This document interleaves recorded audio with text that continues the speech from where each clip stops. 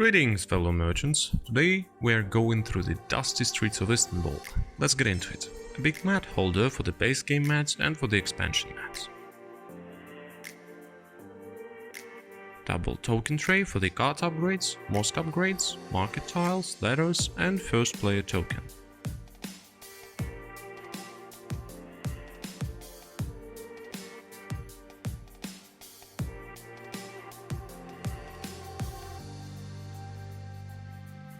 An in-game tray for the Merchants Guild cards and the bonus cards.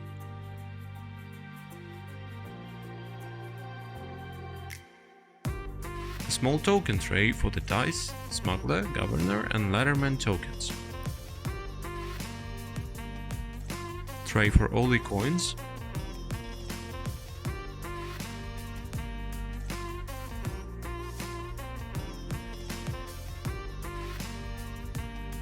And a tray for mocha and precious rubies. 5 player boxes with all needed for the fast startup.